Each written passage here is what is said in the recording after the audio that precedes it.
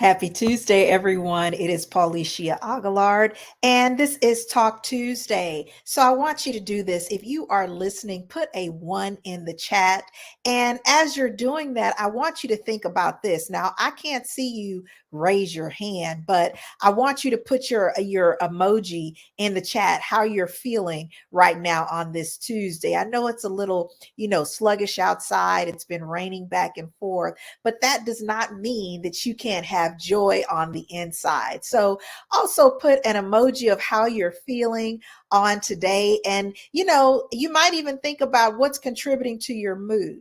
I'll say my emoji. I can't put it down for you, but my emoji would be a happy face. And just because I am happy, I am full of gratitude and just excited about this week and the things that I am working towards. And so I'm hoping that you are feeling that exact same way. If you're feeling a little bit down or tired, I am wishing you, the energy, getting the energy that you need to be able to do the things that you need to do, as well as finding the things that you love to do.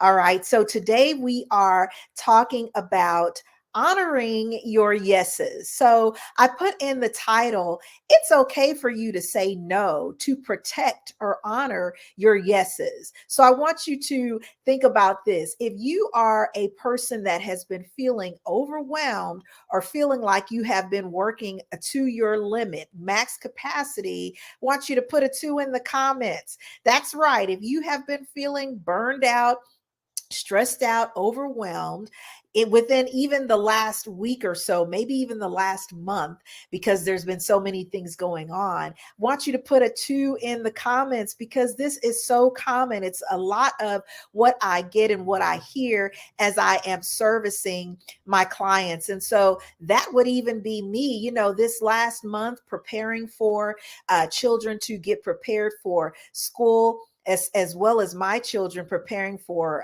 college, and getting all of the things revved up for the fall semester. It has really been at max capacity. And so sometimes when you're feeling like that, sometimes when you're feeling overwhelmed, you have to really take inventory of what you have on your plate. If you're like me, that's a busy mom, as well as an entrepreneur, as well as, working to serve others, sometimes it can get away from you in terms of your self-care and what you're doing to nourish your soul. So that is what is really important. You need to be able to look at your schedule and take inventory of all of the things that you have on your plate. And I'll leave you with this. Oftentimes, when we are putting things on our plate that really doesn't belong to us, we're trying to extend ourselves, we're pushing ourselves to the limit just because that's how we're programmed, something inevitably is going to go missed. Okay. It's like that spaghetti analogy that I talk about. When you are somebody that likes to scoop and put and pile things on your plate, you know how spaghetti does. It's all ooey gooey. I say spaghetti because that's one of my favorite meals, you guys, is when you continue to pile that on. If you put too much on your plate, what ends up happening? You see some of the noodles start to hang off. And that is, I want you to think about that, is the things that we take on. So our task, our daily priorities that we have, if we're piling too much of those things on our plate, something goes where it's starting to fall off. So I encourage you on this week, you can even start today.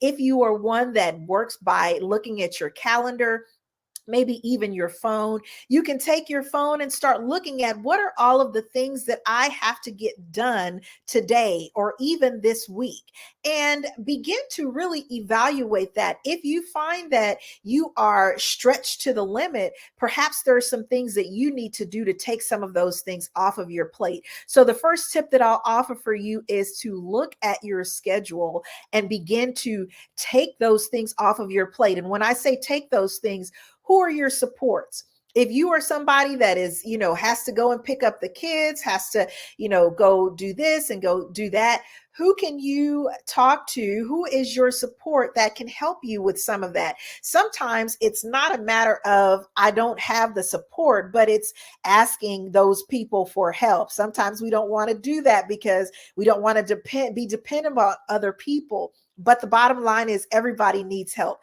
Everybody needs that support. The second thing that I'll offer for you is to make sure that you are scheduling a dedicated time for yourself.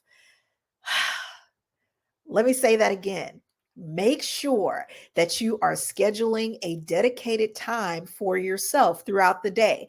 What does that mean? Maybe if you are working in an office, you can't go out all the time to, do those things that you love to do, but you definitely can take 5 to 10 minute, 15-minute break, going outside of the building, maybe even looking at something different. Why? Because it just recharges you. It gets your mind off of the notion of just work, work, work. And so it's important that we are scheduling that time, because if we're not scheduling that time, what tends to happen? The self-care goes way to the side, and then you look at your list and you have all of these things, but taking care of yourself goes, you neglect yourself. So you want to make sure that you are scheduling that time, whether that be 5 to 10, 15 minutes of meditation, affirmation, journaling. There's so many different things that you can do. One of my favorite things to do throughout the day is to meditate. And so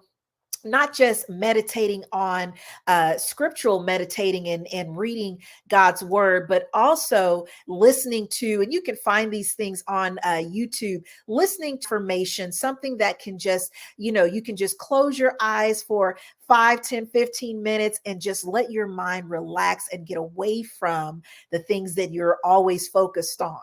Okay. And the last tip that I'll offer for you is to affirm yourself. Know that you are doing a wonderful job. Sometimes we get in the notion of, if I don't do this thing, if I don't, say yes to this friend, coworker, family member, whomever it might be, to help in this regard, it's going to change the relationship. It's going to damage the relationship.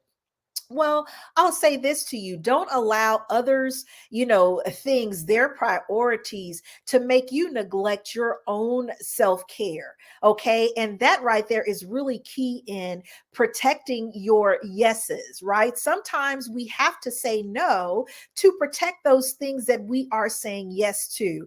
And that's what that is today. If you know that you have priorities that you must complete, that nobody else can take care of, then that's what you're saying yes to.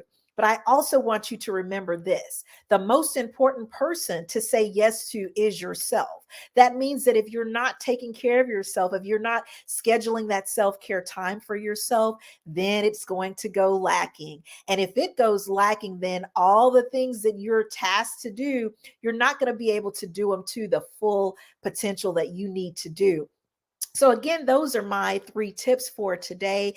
If you need more support in this area, I have attached the link. I would love to be able to talk with you and give you some more tips and support. So be well on today. I hope you have a wonderful week. Again, you can follow me you can even email me. You can email me at info@polyclinicalservices.com. Follow me on Instagram at the Ouch Couch. You can also connect with us in our Facebook community at the Ouch Couch, where you receive daily tips and encouragement on how to manage your stress. So again, I hope you have a wonderful week. My name is Paulicia Aguilard, and I'm helping you transform